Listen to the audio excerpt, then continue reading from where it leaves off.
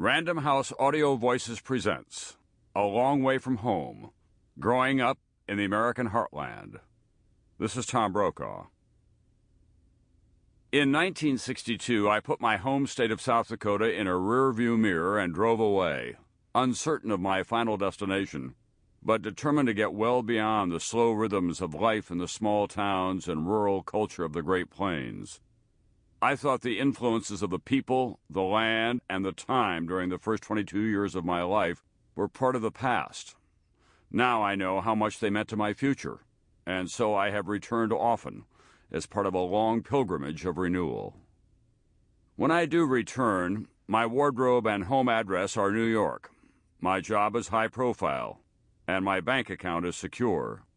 But when I enter a South Dakota cafe or stop for gas, I'm just someone who grew up around here, left a while back, and never really answers when he is asked, "When are you going to move back home?"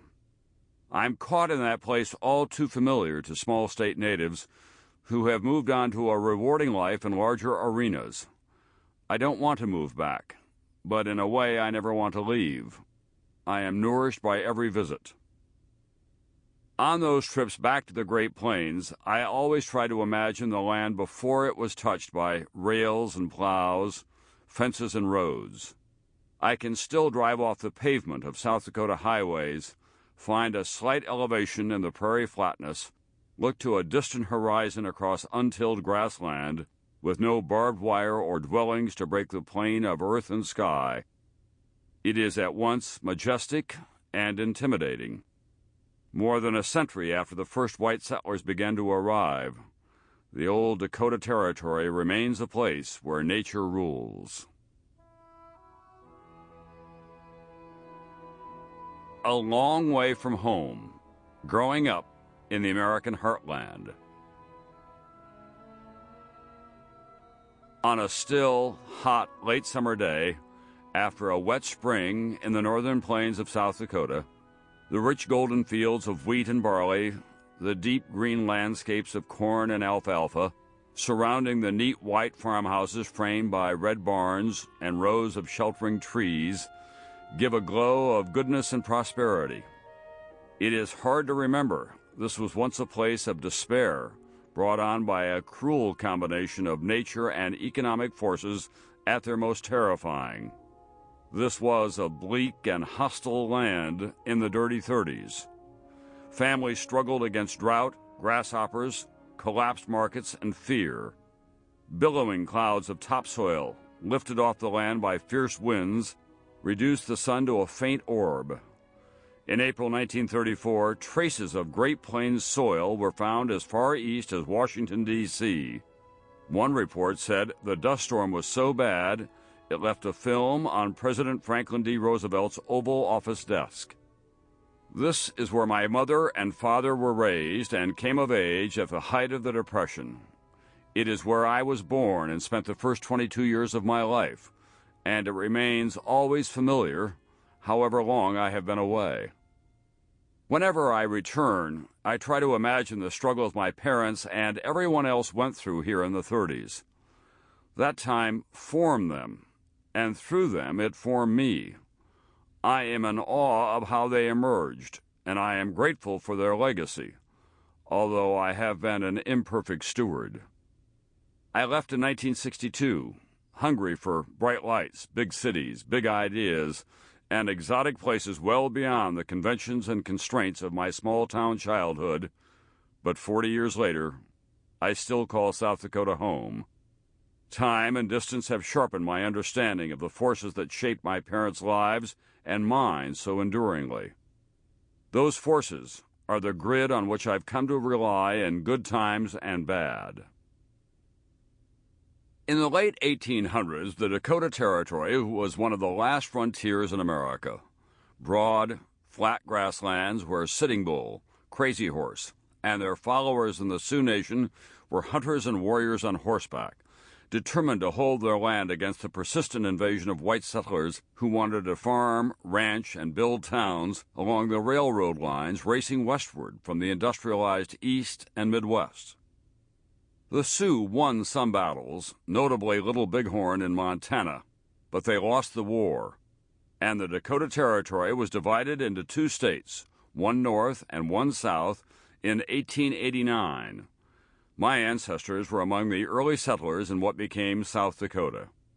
My father, Anthony Orville Brokaw, was born on October 17, 1912, the last of 10 children of William and Elizabeth Brokaw. His grandfather, Richard P. Brokaw, the descendant of Huguenots who immigrated early to New York, made his way to the southwestern Dakota Territory by covered wagon following the Civil War. He farmed and worked on the railroad before heading north in 1881 to found the town of Bristol and a small hotel, the Brokaw House, at the planned intersection of the north-south and east-west rail lines, 8 years before statehood. My mother is the eldest daughter of Jim and Ethel Conley, who farmed south of Bristol. Ethel took the train from Bristol to Minneapolis, her hometown, for Jean's birth. Then mother and daughter returned to the remote corner of the prairie, where Jim was tilling the ground behind teams of horses. In the summer of 1996, my mother and I returned to the Northern Plains, the womb of her life and mine, for a visit that was at once nostalgic, reassuring, and a commentary on the social and economic changes in this country in the second half of the 20th century. As we drove east along Highway 12 from Aberdeen, South Dakota, toward Bristol, we passed a giant Walmart with a parking lot full of late-model cars and pickup trucks. There were expensive new homes on large lots and broad streets well beyond the city limits. Giant John Deere combines, worth more than $100,000 apiece, moved efficiently through ripe fields of wheat. Many of the smaller farms have been consolidated into larger tracts and organized as corporations, with sophisticated business models relying on the efficiencies of mass production and the yield of genetically engineered grains. Much has changed, but still, a drought or sudden hailstorm or a freak cold snap can undo all the best planning and agriculture science. Modern technology hasn't completely eliminated what my mother remembers of the sweat and heartache required for a farmer's life. But it is a far different world than when I was a child. As I steered our rental car toward the distant eastern horizon, an old sensation returned. Up there, in the northern latitudes, less than 200 miles from the Canadian border, I feel as if I'm riding the curvature of the earth, silhouetted against the sweeping arc of sky that so diminishes all below. I have now lived 2/3 of my life outside these familiar surroundings. Yet whenever I return, I am at peace, and always a little excited to know this place has a claim on me.